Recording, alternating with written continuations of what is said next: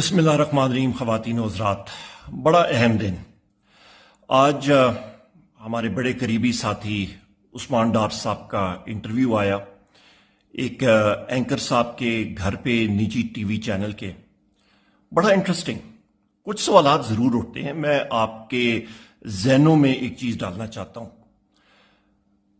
5 महीनों से उस्मान डार साहब हमारे साथ दिन रात इधर उधर बातचीत करनी, मीटिंग्स में, मुख्तलिफ जगहों में।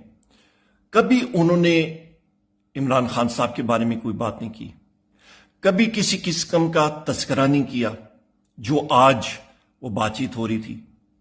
आज उनकी जबान और उनके अल्फाज और उनकी बॉडी लैंग्वेज एक दूसरे के साथ बिल्कुल कोई कोऑर्डिनेशन नहीं थी। आप मुझे बताएं ख़वातीन व हज़रात कि किसी को एक इन्फोर्स्ड डिसअपियर्ड पर्सन 1 महीने के लिए रखा जाए, कैद तन्हाई में रखा जाए, उसके साथ तरह तरह का तशद्दुद किया जाए और अचानक एक दिन उसको नमूदार करके एक मीडिया पर्सन के घर पे उनसे एक चाय के कप के ऊपर इंटरव्यू दिलाया जाए, तो ये क्या होगा? ये तो जिस तरह पंजाब पुलिस इनकाउंटर करती है, तो ये तो स्टेज्ड एनकाउंटर था, उसका साफ जाहिर नजर आ रहा था।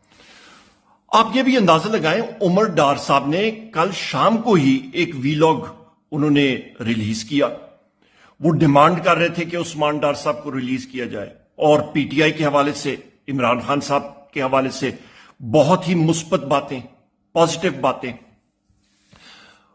आप मुझे यह बताएं ख़वातीन व हज़रात, एक शख्स जिसकी वालदा, जिसके खानदान के घर पे तोड़फोड़ किया जाए, जिनकी वालदा को तशद्दुद का निशाना बनाया जाए, उनको रात के अंधेरे में आके पूरे खानदान को दरबदर किया जाए, उनकी फैक्ट्री को सील किया जाए, उनके घर को सील किया जाए, इससे क्या अक्स करते हैं आप? ये तो बिल्कुल एक बनाना रिपब्लिक की तरह हम लोग उस तरफ जा रहे हैं कि भाई आमिर डार को अरेस्ट किया गया। उसके बाद आप ये देखें कि ये एक पूरा भोंडा तरीका था कि इमरान खान साहब के खिलाफ एक पूरा नैरेटिव बनाया जाए, वो भी दम तोड़ गया। ख़वातीन व हज़रात, मैं आपसे ये भी पूछना चाहता हूं आपके तवस्सुत से कि हमारे 3 और साथी हैं ज़ेर हिरासत, वो भी इन्फोर्स्ड डिसअपियर्ड पर्सन्स में हैं।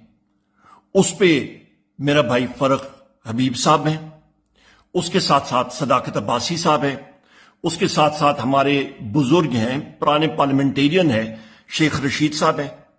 क्या इसी तरह के मुख्तलिफ मीडिया चैनल या एंकर पर्सन्स के घर पे उनके इसी तरह के इंटरव्यू हमें सुनने को मिलेंगे?